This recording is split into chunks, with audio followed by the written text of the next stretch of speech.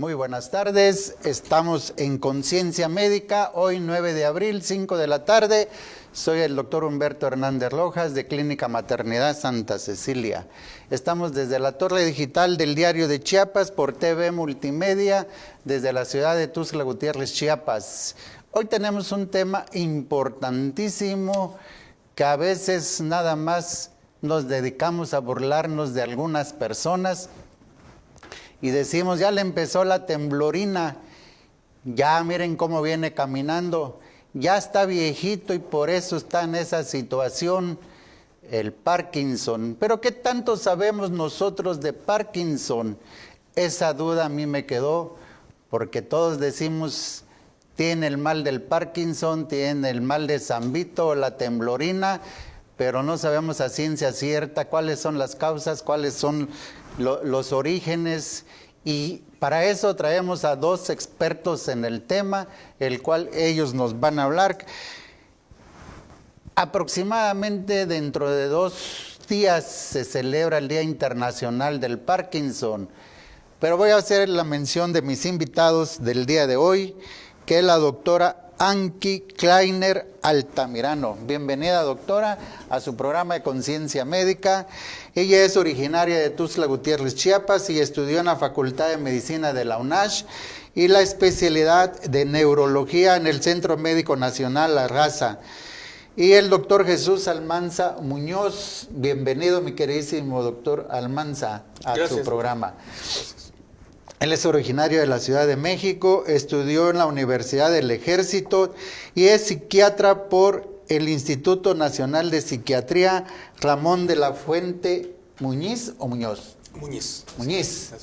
Bienvenidos a su programa y como decíamos en un principio es un tema importantísimo y vamos a hacer una pequeña introducción sobre el tema. ¿Qué sabes del Parkinson? La enfermedad del Parkinson es una afección cerebral que causa trastornos de los movimientos mentales y del sueño y que va empeorando con el tiempo. Los síntomas más comunes son los temblores. Se llama así en honor a James Parkinson, médico británico que la describió por primera vez en 1817. Sus estudios en un principio estaban dedicados a la enfermedad de la gota, que es lo que es el ácido úrico o el dolor principalmente de los dedos del pie. Celebrándose a nivel mundial, como comentaba hace rato, el 11 de abril, que es la fecha de nacimiento del doctor James Parkinson. Las estadísticas en México, fíjense, la incidencia de la enfermedad del Parkinson es de 50 nuevos casos por cada 100,000 habitantes al año y entre 300 a 500,000 viven con esta enfermedad. Y ojo, es causa de consulta importantísimo al tercer nivel del Instituto Nacional de Neurología y Neurología, que es lo que causa discapacidades en ciertas personas. Las causas más comunes es la falta de una sustancia química que se produce en el cerebro, en las terminaciones nerviosas o en las neuronas, que se llama dopamina, y esa falta es la que nos van a explicar aquí nuestros queridísimos invitados. Pues los signos de alerta temprana son el temblor de dedos, manos, mentón o labios. Al escribir tenemos letras pequeñas, pérdida del olfato, problemas con el sueño, dificultad al caminar o moverse, estreñimiento al hablar en voz baja, falta de expresión facial, que es aspecto de máscara de la cara, mareos o desmayo, y algo que me llamó la atención, que espero me saquen de la duda ellos, el encorvamiento de la espalda. Esta es una pequeña introducción del tema. Bienvenidos. El tiempo es para ustedes. Es poquito tiempo, 45 minutos, así que suficiente. Lo vamos a tratar de aprovechar para explicarlo ampliamente el tema. Bienvenida, doctora, usted tiene la palabra. Pues sí, estamos próximos a la conmemoración, no es festejar finalmente el paciente que tiene esta enfermedad, la conmemoración del Día Mundial del Parkinson, este 11 de abril, y como ya lo comentaron, este día se ha elegido al ser el día del nacimiento de James Parkinson, por quien lleva esta enfermedad el nombre. Y bueno, sí estamos ante la segunda enfermedad neurodegenerativa más frecuente y una causa también muy frecuente de consulta neurológica, solo después de la epilepsia y los dolores de cabeza. Y bueno, los números no nos dejarán mentir que es una enfermedad que hoy por hoy está relacionada al tema del envejecimiento, pero pues es importante comentar que al final no es la causa, porque pues muchos pacientes que llegan a grandes edades pues no tienen esta enfermedad, pero hoy por hoy uno de los factores de riesgo más grandes es que vivimos más años. Y de alguna manera el cuerpo va perdiendo ciertos mecanismos de regeneración para mantener el equilibrio homeostático y bueno, dentro de estas enfermedades relacionadas al envejecimiento tenemos al Alzheimer y a la enfermedad de Parkinson. Y bueno, los números que comentaba finalmente son de los espacios que publican, los números que se publican, pero ¿cuántos pacientes en realidad tenemos? Yo creo que deben de ser más. Sí, el triple tal vez, ¿no? Hacemos muy poca estadística. Quizás en México el hospital que más publica está en la Ciudad de México, el Instituto Nacional de Neurología y Neurocirugía, ciudades como Guadalajara, Monterrey, un poco más hacia el norte. Pero ¿cuántos pacientes tenemos hacia el sur, ¿no? Entonces, son pacientes que no se están contabilizando y de alguna manera, muy probablemente, la cifra aumentaría. Estamos hablando que en el mundo quizás hay alrededor de 10 millones de pacientes con esta enfermedad y que para el 2050 pues este número se va a duplicar y más o menos en México tenemos números entre 300,000, 500,000 personas afectadas, pero estoy segura que deben de haber más, ¿no? A lo mejor eso es lo que captan nada más las instituciones de gobierno, ¿no? Porque son las que tienen, al final de cuentas las tienen que mantener por la discapacidad que viene ocasionando. Es un buen intento, un buen ejercicio, ¿no? El hacer nuestra propia estadística, pero yo sí creo que en estadística nos falta, ¿no? A veces creemos que publicar tiene que ser algo demasiado sofisticado y un nuevo descubrimiento, cuando en realidad publicar nuestros números sería un gran trabajo de investigación, ¿no? Pero bueno, no todo es edad, ¿no? Tenemos también un 10%, menos de un 10% de pacientes que van a caer en la categoría de parkinsonismo genético. Pacientes de 25, de 30, 35 años, menos de 40 años es como nuestro límite, nuestro corte para hablar de ese Parkinson idiopático que le puede dar a cualquier persona por la mezcla de muchos factores y un 10% relacionado a temas genéticos pues ya muy estudiados, muy establecidos, ¿no? Entonces también tenemos Parkinson en pacientes jóvenes, lo cual finalmente les va a acarrear mucho más años de la enfermedad. Ahorita que estoy escuchando se me viene a la mente hacer una pregunta, ¿no? Pacientes jóvenes, está muy de moda consumir el fentanilo. ¿El fentanilo nos puede desencadenar también el problema del Parkinson? No tenemos como datos ahorita con todo esto del consumo que nos hablen de esa relación. Sí se sabe de otros efectos de otras drogas o sustancias psicoactivas.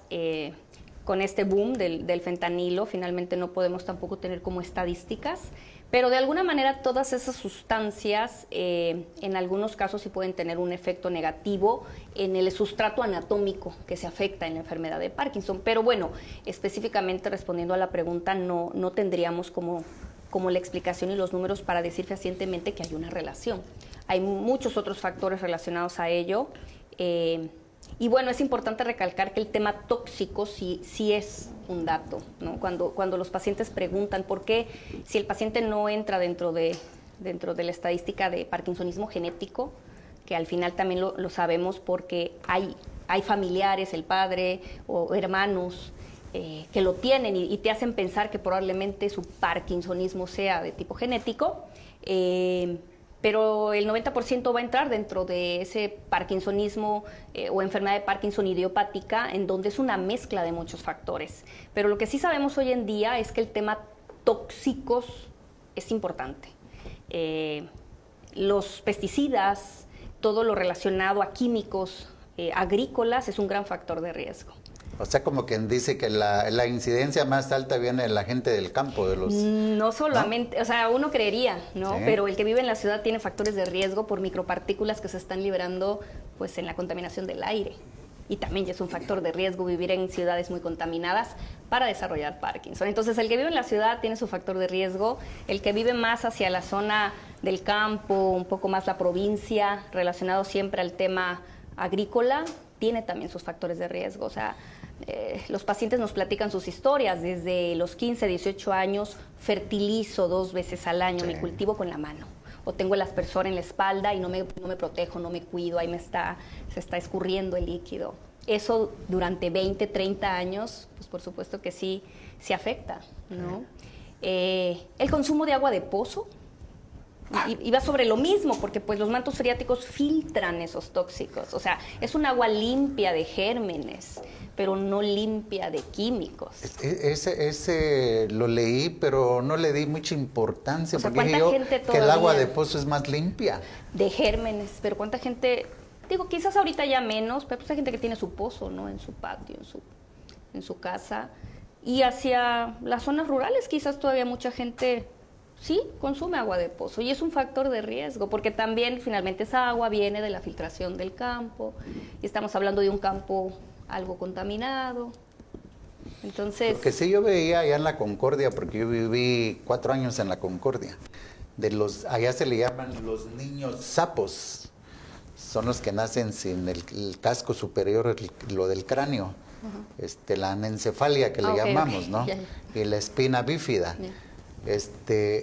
Pero era precisamente por los pesticidas, los fertilizantes. Son disruptores. Que llegaba la esposa que no sabía que estaba embarazada y le llevaba alimentos allá al campo al esposo, mientras él estaba con su, ¿cómo se llama ese para fumigar? Aspersor. El aspersor, ¿no? Ya quedaba embarazada y ya le venían todos los problemas neurológicos del bebé. Son disruptores y quizás hoy sabemos ya más cosas. Sabemos que la nicotina es protectora, ¿no? La campaña antitabaco ha sido fuerte a favor de enfermedades pulmonares, pero quizás a partir de eso hubo un mayor incremento en el tema del Parkinson, ¿no? El tomar café es protector. ¿El tabaco es protector, más, perdón? Sí. ¿El tabaco sí, es por protector? la nicotina, nada más. Por la nicotina. No por todos el resto de los químicos, ¿no? Siempre hago esa aclaración. Pero, digo, pero los siempre estudios... cuando un cigarrito a la semana, ¿no? Los estudios que finalmente revisan en largos tiempos esos factores para ver esa causalidad, pues han encontrado ciertos factores protectores, ciertos factores favorecedores, las cirugías, las anestesias generales. ¿Cuántas veces a veces después de que despierta el paciente dicen, es que después de la cirugía me empezó el temblor? O empecé con olvidos. Digo, no lo dice el paciente, lo dice el familiar. Empezó con olvidos, empezó con temblor, empezó con torpeza. Sí. Los anestésicos generales también tienen ahí una función. Sí. Y no es un tema del anestesiólogo, no es un tema del procedimiento quirúrgico. Son finalmente reacciones. Son acciones secundarias, digamos. No es en todos los pacientes, no, lógico. Y es ahí donde finalmente habla mucho esa fortaleza, como yo le llamo, esa fortaleza genética que tú traes, ¿no?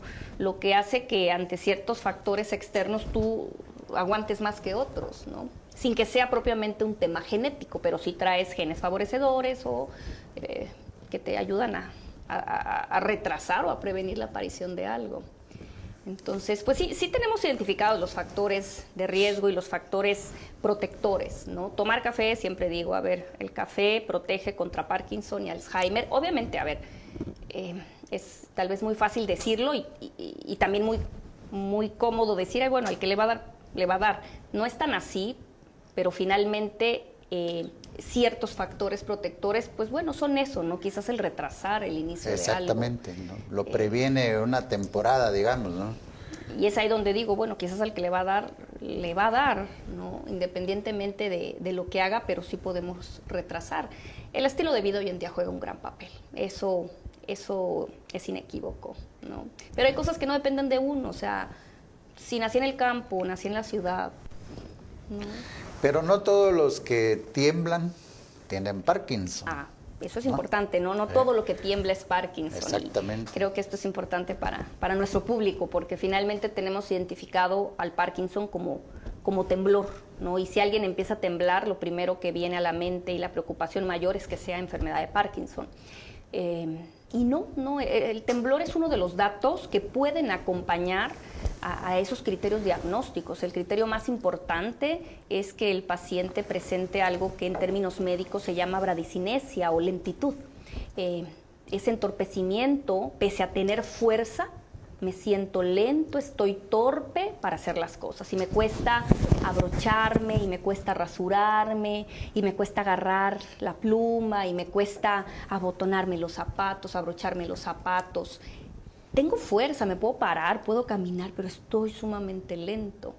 El paciente no es médico, él no sabe distinguir si eso es lentitud o es incoordinación. Piensa que le falta vitamina. Y que es fuerza, que es un tema de que está perdiendo fuerza. Y como es muy de la mitad, el inicio es muy unilateral, pues se tiene más esa idea, ese conocimiento de que un tema vascular cerebral es de la mitad del cuerpo. Entonces dicen, pues estoy perdiendo fuerza, algo me pasó.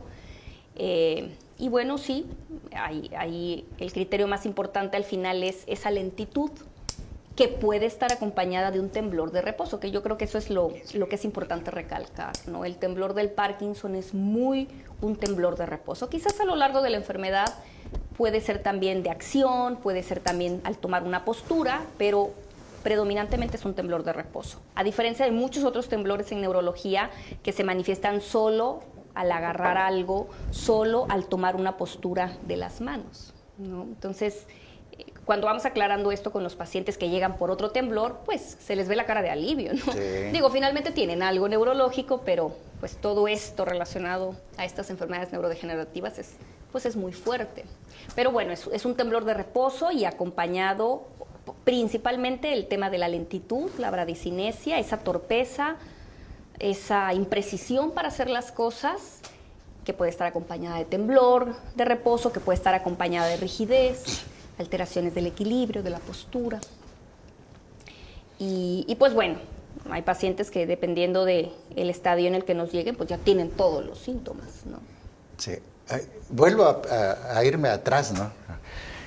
Hace como unos 4 años, un paciente llegó que se sentía muy cansado. Él era jardinero y trabajaba nada más en el jardín del patrón. Pero el hijo del patrón pierde su jardinero y le dicen, bueno, te vas a ir también a arreglar el otro jardín. Y es ahí donde él empezó a sentir el cansancio, que ya no podía agarrar los objetos. Y se cansaba y se quedaba rígido. Dice, oiga, dice, es cansancio, yo vengo que me pongan un suero vitaminado. Le digo, es que tu trabajo no es exageradamente cansado como para que digas que te está acabando.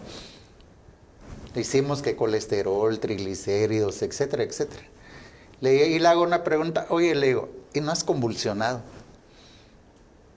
La otra vez que tomé una cervecita dice convulsioné, pero ya no supe más, la que me dijo fue mi esposa, y grita la esposa, una cervecita, dice, te acabaste 2 botellas de tequila. Entonces fuimos a sacar una tomografía, porque ya iba mi cabeza pensando también en un problema de inicio de Parkinson por la rigidez que tenía, y también le daba los mareos. Y resultó que tenía un tumor en la parte posterior. Por eso finalmente, aunque a veces el diagnóstico es muy clínico, ¿no? Cuando dice el paciente, y no me va a pedir algo, pues bueno, vas aprendiendo sobre la marcha, sí, que tienes que hacer las paces con eso, ¿no? Que a veces quizás no es tan necesario, pero bueno, también le das tranquilidad al paciente. Pero cuando hay ciertas dudas, se vale, ¿no? Porque en una de esas, eso neurológico que tiene el paciente es secundario a algo, ¿no? Sí, claro. Y no fue esa enfermedad que tú ya te habías imaginado, ¿no? Pero bueno, los criterios son como muy clínicos y obviamente cuando la evolución no es tan como yo pensaba, la respuesta al tratamiento no es tan como yo le dije al paciente, por supuesto que tenemos que seguir indagando y bueno, nos vamos dando sorpresas, ¿no? Y ese punto, la respuesta al tratamiento, Supuestamente dicen que no hay un tratamiento exacto o un tratamiento que cure la enfermedad. No curo nada. Siempre le digo a los pacientes que no curo nada desde mi especialidad, pero pues ayudo a que se detenga el avance de lo que tengan o estén lo mejor posibles, ¿no? Habiendo empezado la enfermedad, que es cuando hay una degeneración aproximadamente del 70-80% de las células neuroestriadas, que son las que producen dopamina, y hasta ahí aguanta el cerebro para poder moverse, pues empieza la enfermedad motora, porque finalmente, dentro de las cosas que comentaba, es importante recalcar que cuando el paciente llega, porque hace 1 año, hace 2 años empecé con temblor o torpeza, o me cambió la letra, me regresaron el billete porque no me sale la firma, cositas así, es el inicio motor de la enfermedad. Pero antes de eso ya hubo un tiempo en el que la enfermedad ya estaba gestándose desde manifestaciones no motoras. Y es ahí donde entran estos datos de estreñimiento. ¿Y desde cuándo es estreñido? No, pues como de toda la vida, ¿no? Pero más o menos, ¿cuándo se marcó más? Bueno, sí, como desde hace 5 años. O que pierden los olores. A veces lo pregunto, pero a veces el propio paciente te lo dice, ¿no? Pues es que dejé encendida la estufa y no me di cuenta del gas. O mi esposa se pone mucho perfume y no sé por qué, ya le dije que con poquito es suficiente. Y la paciente dice, pues es que yo no lo siento. Es la pérdida del olfato. Sí, cada historia, ¿no? Que de repente, creo que, si no mal recuerdo, una paciente comió algo que ya estaba en descomposición porque no había identificado el aroma. O el tema de la basura, ¿no? Que se les olvida sacar y pues, cositas que dices ya trascienden, ¿no? El descuido, la distracción que cualquiera puede tener. Pero comúnmente decimos, es la edad, se me están olvidando las cosas. O ya escribo con letra de viejito, pero es la edad. Sí, la edad. Y no le damos mucha importancia. Problemas de olfato, problemas de estreñimiento, problemas anímicos, ¿no? Cambios en el humor, de alguien que no se esperaba, que no tenía ese factor de riesgo, esa situación como para desarrollar una depresión, un trastorno de ansiedad, un trastorno psicótico, y de repente debutan. Claro, nadie piensa que por algo emocional o por algo a nivel gástrico o a nivel del olfato resultará en unos años que sea Parkinson. O sea, llegan con el otorrino, llegan con el gastro, llegan con el psiquiatra y no hay derecho tampoco a pensar eso, ¿no? Pero los estudios de tiempo, los estudios que van siguiendo a estas personas, ¿no? Personas que tienen estreñimiento y a lo largo de 20, 30, 50 años los están siguiendo para ver quiénes terminan desarrollando y qué terminan desarrollando, eso lo han mostrado, ¿no? El estreñimiento empieza desde hace algunos años. Sabemos que todo esto de lo no motor, quizás hasta 10 años antes de que aparece la manifestación motora, ya empezaba. Entonces, pues la enfermedad tiene ya más tiempo. Pero un estreñimiento de esos pacientes que tienen 10 días y no van al baño, ¿no? No, sí, no, con ellos no, o sea, sino con gente que se conoce de estreñida siempre. Que toda la vida. Pero pues es algo de falta de fibra, falta de líquidos, y pues nadie piensa que eso al final va a ser importante decirle al neurólogo, ¿no? O sea, uno ya lo tiene que recuperar, oiga, y es estreñida, oiga, y ha tenido episodios de depresión, o de repente que no identifique bien aromas, que no huela bien, que están cocinando, el tema de la basura, los perfumes, cuando va a las gasolineras, no, pues sí, no lo siento. O que tengan problemas para dormir, que es un tema de piernas inquietas, que esa necesidad imperiosa como de mover las piernas en la noche, bueno, también es un dato dentro de los manifestaciones también premotoras. Crónico. Sí, como dicen, brincas mucho cuando duermes. Sí. Que estén moviendo las los piernas. movimientos nocturnos habría que clasificarlos y hacer más semiología, ¿no? Pero pues, hay movimientos propios del sueño y hay movimientos periódicos de las piernas y hay el síndrome de piernas inquietas. Pero bueno, síndrome de piernas inquietas, es un dato a veces premotor de la enfermedad de Parkinson, ¿no? Entonces, digo, esto no se trata de ponernos tristes y empezar a revisar qué puedo desarrollar, pero pues es lo que sabemos, los estudios epidemiológicos, los estudios de seguimiento de poblaciones con factores de riesgo es lo que nos han dicho, lo que nos están mostrando, ¿no? Los factores de riesgo, los factores protectores y esas manifestaciones que quizás estaban por ahí volando y de repente empiezan a tener empiezan a pertenecer a una enfermedad, que en este caso pues resulta ser la enfermedad de Parkinson. Todos los síntomas o la semiología, y hay estudios de laboratorio para hacer diagnóstico, pero eso lo vemos ahorita que regresemos de este pequeño corte. Bueno, estamos en un tema importantísimo que se llama enfermedad de Parkinson y me llamó la atención el comentario del estreñimiento. Ahorita, por ejemplo, los tiempos que vivimos, ya no hacemos ejercicio, comemos muchos productos químicos, muchos productos chatarras que le llamamos, y eso puede provocar periodos de estreñimiento, periodos de diarrea. Pero este es un estreñimiento crónico. Yo comentaba sobre de las pacientes o los pacientes que llevan más de 10 días y no van al baño, porque yo tenía una amiga, y hasta la fecha que la conozco, aproximadamente unos 20 años, que le digo, oye, ¿ya mejoraste de tu estreñimiento? No, dice, hasta me olvido ir al baño, me pasan 7, 8, 10 días. Pero ella es fumadora crónica, ahorita que me acuerdo. Sí. Finalmente, a ver, repito, son datos que nos deben de alertar a modificar hábitos.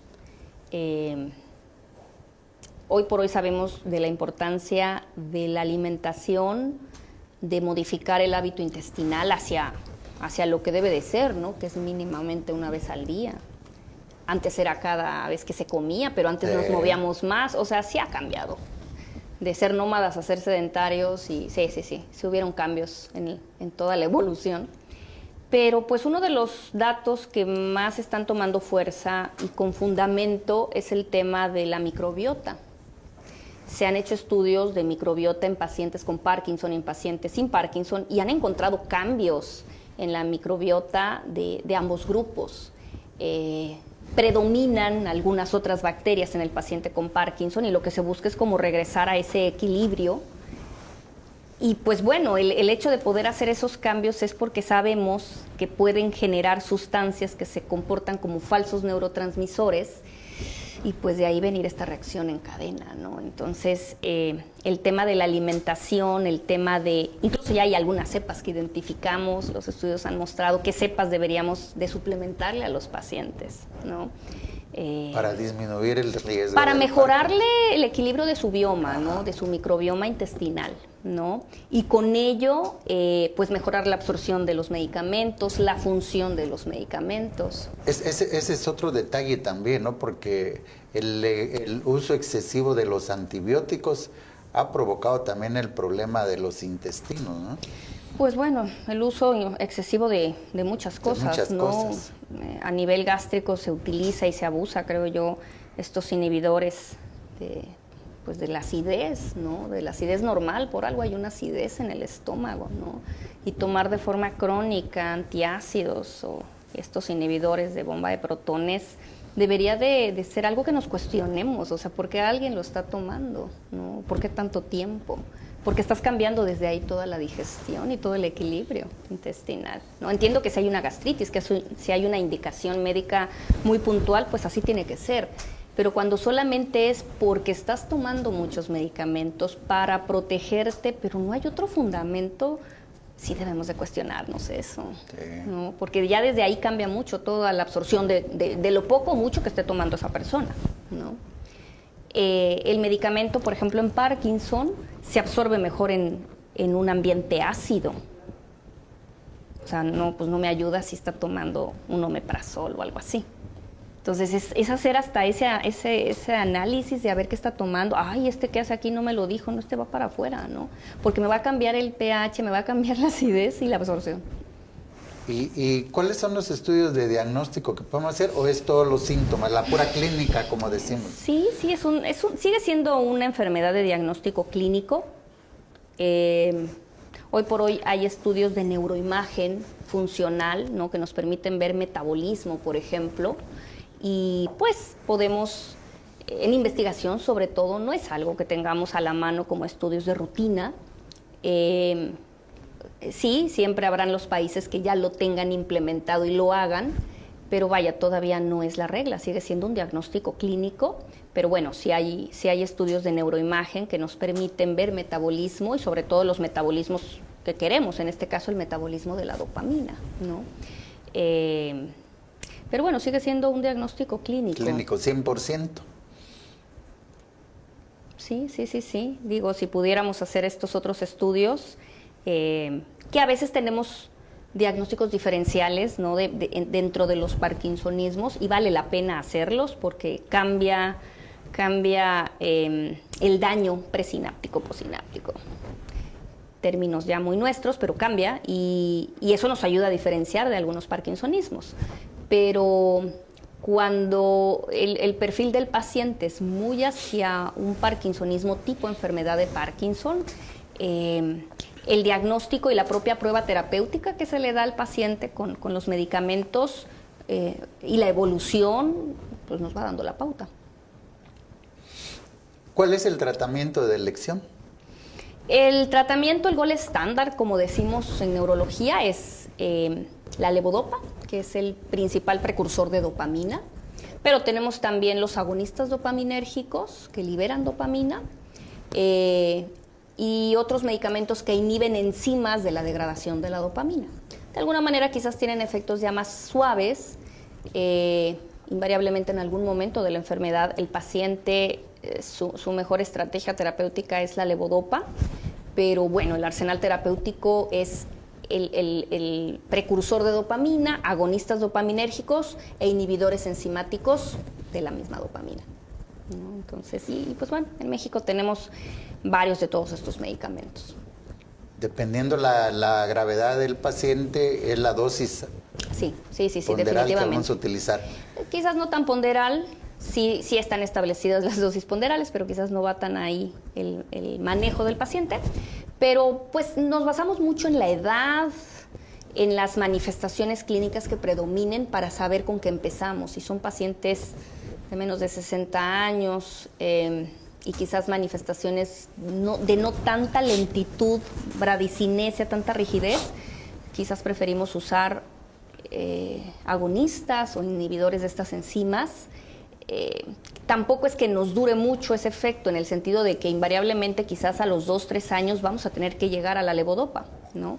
Pero nos ahorramos la exposición al menos, no sé, 2 años, en el sentido de que pues entre los neurólogos sabemos que el uso temprano de levodopa invariablemente nos va a llevar a que entre los 3-5 años empieza a haber un deterioro en su función por absorción, por duración del efecto, y entonces empieza a tomar más medicamento el paciente, con espacios de tiempo más cortos, apareciendo algunos otros efectos secundarios por el uso del medicamento, aunque el medicamento sigue siendo el mejor medicamento para el Parkinson. Entonces, para tratar como de ahorrar un poquito esa exposición, siempre y cuando el paciente lo permita. O sea, yo siempre digo, el paciente nos marca la pauta.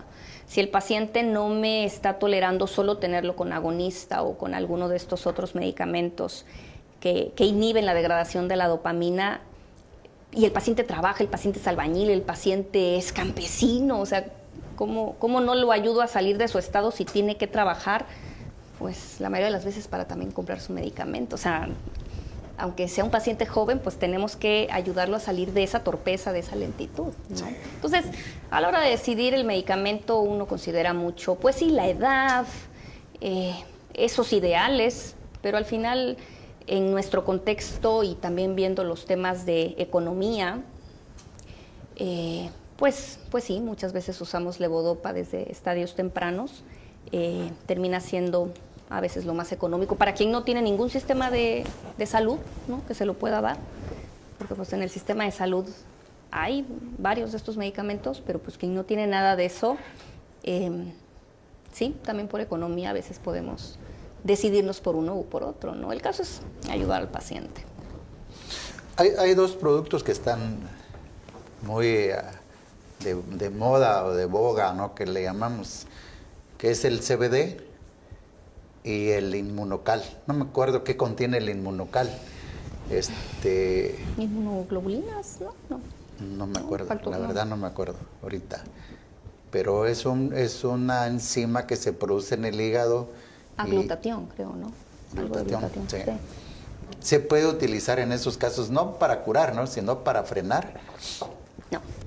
No, ninguno de los dos. No. No, la realidad es que no. No, todavía no están al 100% estudiados los dos productos.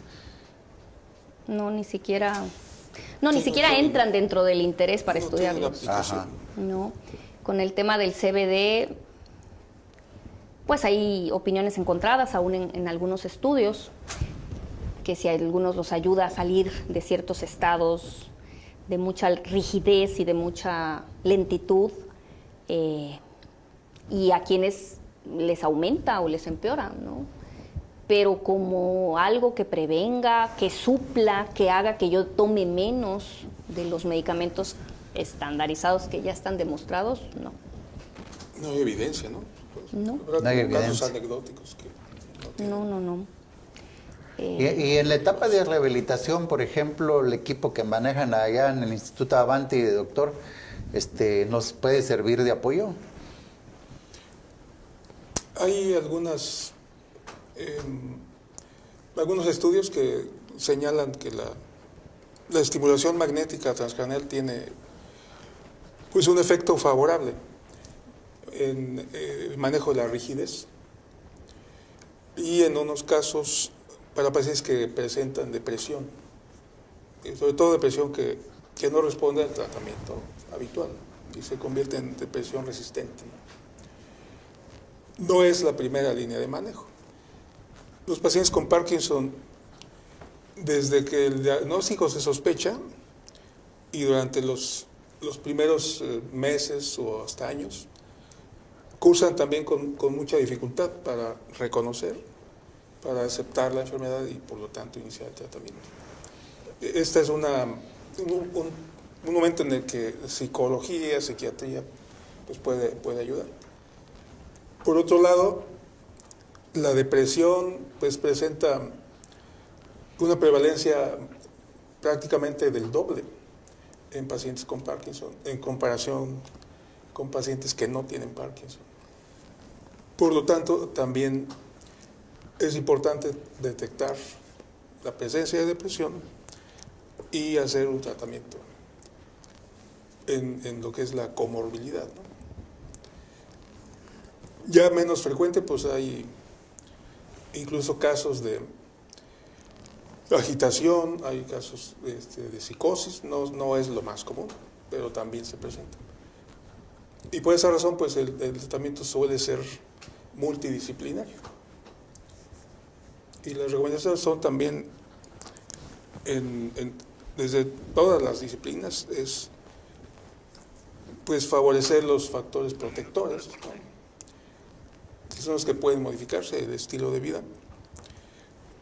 Y por otra parte, ayudar a las familias, apoyarlas en el conocer la enfermedad, en el conocer los recursos, que afortunadamente actualmente son mucho más, pero a veces no están al alcance de manera homogénea. Esto yo creo que es parte también de la comunidad médica, ¿no? Que hagamos ese esfuerzo, ¿no? Uh-huh. Dentro de la rehabilitación meteríamos los ejercicios o la fisioterapia, digamos, pero sí. También controlar el estrés, ¿no? La depresión, la ansiedad. Sí, es cierto. Porque tengo Parkinson, ya se acabó mi vida, me siento mal, ya no sirvo para nada, empiezo a dedicarme al alcohol. Por eso mi pregunta era si el alcohol también lo puede desencadenar o aumentar. Pero ahorita lo vamos a ver y regresamos a de este pequeño corte, que el tema está importantísimo, ¿eh? Importante, para que nosotros, ya nos quedan unos cuantos minutos y hagamos un resumen e invitar a la gente sobre todo al tema que tenemos. Regresamos.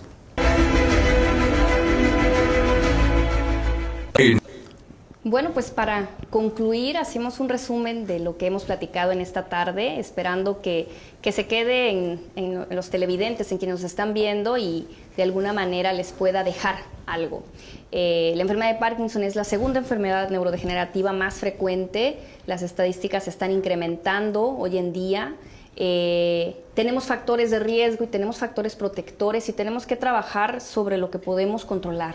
Y por eso yo digo siempre a mis alumnos, a mis pacientes, que lo que sí podemos trabajar va en función de la alimentación, va en función de la actividad física, de la calidad de sueño y de la salud mental. Si tenemos esos 4 puntos cubiertos y bien trabajados, le estamos haciendo frente a los factores de riesgo y factores protectores que podrían en algún momento dado favorecernos esta enfermedad. Dentro de los factores protectores, pues tenemos por mucho al consumo del café. De los factores de riesgo, pues les comentaba los tóxicos ambientales, los tóxicos agrícolas, el consumo de agua de pozo y bueno, pues nada, que es una enfermedad que dentro de los neurólogos es la tercera más frecuente y vamos a estar viendo cada vez más por el tipo de esperanza de vida que hoy en día tenemos que va hacia ya muchos años y como sí es un factor de riesgo de alguna manera la edad, seguramente nuestras generaciones de médicos van a estar viendo cada vez más estos pacientes. Entonces creo que es un deber dentro del área de la salud el que como médicos podamos tener algunos conocimientos mínimos y básicos de esta enfermedad. Bien, en ese sentido, el Colegio de Neurociencias, al cual pertenecemos la doctora Anque y un servidor, pues ha dado impulso a una conmemoración del Día Mundial del Parkinson el día 11 de abril en el Parque de Cañahueca, en la parte techada donde están las canchas de básquetbol. El énfasis está en la activación física porque es una de las formas de proteger, de prevenir, y haremos este esfuerzo de manera comunitaria, convocando a la población en general y particularmente a los pacientes y desde luego a sus familias. La intención es salir del consultorio, estar cerca de las personas, cerca de la comunidad, y tendremos el inicio con una sesión de ejercicios enfocados a la enfermedad de Parkinson. Tendremos pues el intercambio de esta convivencia, compartiremos algunos snacks, una plática muy amplia, muy general, muy apropiada para toda la asistencia, y haremos un mural en la que pacientes, familiares y asistentes puedan expresar alguna experiencia, alguna idea, algún testimonio. Para terminar con un testimonio muy especial de una paciente que dará pues cuenta de su experiencia en la lucha contra esta enfermedad, y finalmente una parte lúdica con un juego de papiroplexia, pues enfocada a dejar un buen sabor de boca al final de esta experiencia. Los esperamos. Los esperamos este 11 de abril en el Domo de Cañahuepa a partir de las 11 de la mañana. No es una agenda muy pesada, es una agenda... 10. ¿A las 10? 10. ¿Qué hora dije? 11. Ah, no, a las 10 de la las 10, mañana. No, sí. no. El 11 de abril a las 10 de la mañana. Una agenda no muy larga, una agenda para los pacientes, para sus familiares, en donde tendremos actividades deportivas, actividades lúdicas y conocer un poco de la enfermedad y intercambiar experiencias. Ese es nuestro mayor... ¿De las 10 de la mañana hasta qué horas? De 10 a 1, está contemplado que sea una agenda corta, de 10 de la mañana a 1 de la tarde. Obviamente se puede prolongar un poco más dependiendo de la afluencia y de las dudas, del interés que se vaya generando. Tampoco queremos hacer algo muy pesado, sabemos que los días de calor se vienen, es viernes y pues hay otras cosas que hacer, pero no queríamos dejar pasar por alto que en Chiapas empecemos a hacer algo por nuestros pacientes con Parkinson, que Chiapas se mueve por la enfermedad de Parkinson y sobre todo hacer comunidad.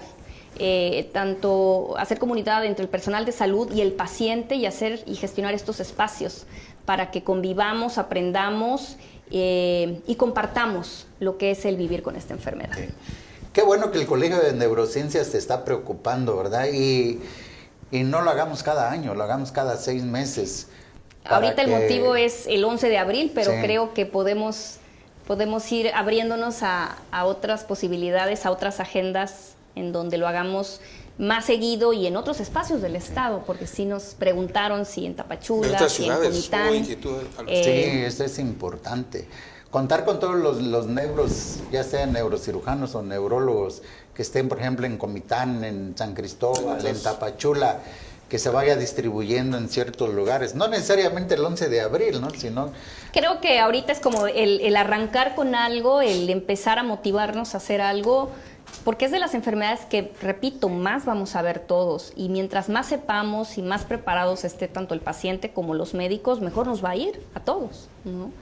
Pero yo creo que es una buena idea arrancar este 11 de abril y poder hacer y replicarlo en otros lugares del Estado, no hasta el próximo año, sino quizás en menos tiempo. ¿Y no han pensado en hacer una asociación?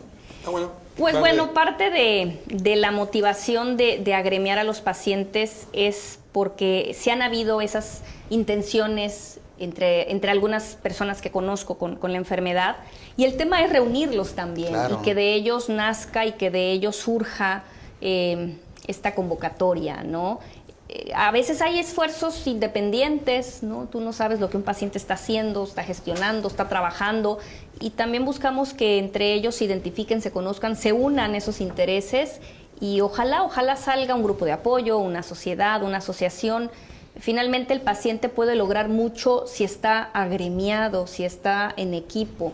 El médico no puede intervenir mucho al formar esas asociaciones, porque es un conflicto de interés. Yo qué gano, ¿no?, por estar detrás de ellos. Entonces uno no puede forzar Pero el nacimiento, sí. pero sí motivarlos a que al final en grupo ellos pueden pedir mucho a nivel de salud, a nivel de sociedad, a nivel de fundaciones, ¿no? Entonces, Por ejemplo, perdón, doctor, yo no sé si ya se nos está terminando el tiempo, pero yo no sé cuánto cuesta la levodopa, que ya tengo el tratamiento de la levodopa, pero se me acabó mi instituto, el Seguro Social, el ISSSTE, el ISTEIS, etcétera, pero también mi dinero ya no me alcanza, porque pues no estoy trabajando, o sí estoy trabajando pero a medias. ¿Qué costo podría tener eso como para formar una asociación y bajar recursos de alguna fundación, por ejemplo, y decir, bueno, a esta asociación de enfermos de Parkinson les voy a mandar 1000 cajas de levodopa? Sería claro, magnífico, claro. ¿no? Sí. Sí. Claro, es una de las oportunidades que daría una reunión de esfuerzos, y tenemos la impresión que va a salir esta idea, y pues la intención es impulsarla, ¿no? Apoyar. Sí. Veo que ahí hay un familias. patrocinador que es de España, de Red Salud. Creo que hay que aprovechar esa institución española para que nos apoye con el levodopa también, ¿no? Para los pacientes que en realidad lo están utilizando. Sí. Bueno, volvamos a decir la fecha de dónde va a ser el lugar, porque ya estamos por irnos, pero para aquellos que no le escucharon, 11 de abril, Cañahueca. 11 de abril, 10 de la mañana. 11 de abril, 10 de la mañana, Así el domo es. de Cañahueca. Perfecto. Bueno, están cordialmente invitados, y si usted tiene algún conocido o algún familiar y quiere pasarle el dato, por favor, va a ser el 11 de abril en Cañahueca, de 10 a 1 o 2 o 3 de la tarde, dependiendo de la afluencia que haya, y de ahí saldrán cosas más importantes, como hacíamos el comentario de hacer una fundación. Doctora, muchas Es gracias gratuito, por estar. perdón, es gratuito, ¿Sí? y abierto a todo el público, no solo a pacientes. Y también son bienvenidos en el Instituto Avanti, ¿no? Desde luego. Y en Integra. En los espacios donde trabajamos, Donde que trabajamos, finalmente desde nos luego, están es apoyando mucho importante. con el programa de fisioterapia va a cargo de la clínica donde trabajo, el apoyo de otras actividades gerontológicas van por parte del instituto donde trabaja el ¿Dónde doctor. está la clínica para tener la dirección? La clínica Integra está en Galaxia Sur, 6A, en la colonia Fobiste Paraíso. Galaxia Galaxia Sur, Sur. Fobiste Paraíso. o viste para eso. Bueno, Clínica Integra pues, Chiapas, ahí estamos. qué bueno que vinieron, tocamos un tema importantísimo, pero mi duda no salió antes que termine el programa. ¿Cuál? El por qué dice que uno de los síntomas o los signos es el encorvamiento del paciente. Ah, ok. Bueno, lo que está detrás de ese encorvamiento o camptocormia, que es el término médico, es un tema algo complejo de explicar.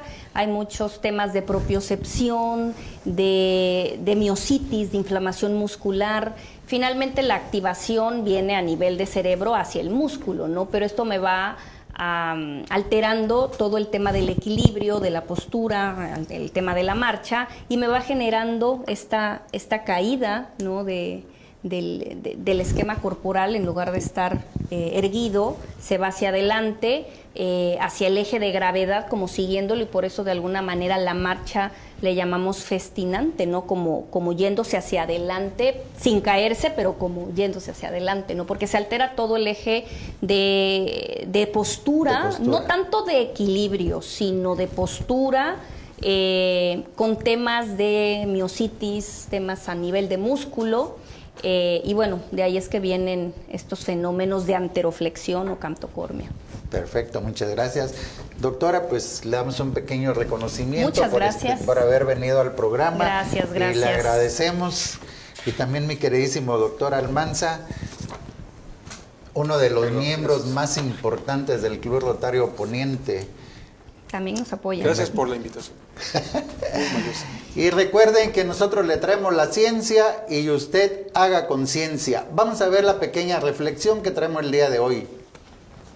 Recuerda que no nos tiemble el pulso para enfrentarlo. Conocerlo es el primer paso para combatirlo. Muy buena frase. Si le tiembla la mano, recuérdese la reflexión. Y a las 7 de la noche, Chiapas a cierre con Alex Domínguez. No se lo pierda. Muchas gracias por estar con nosotros. Gracias, doctores, por estar en el programa de Conciencia Médica.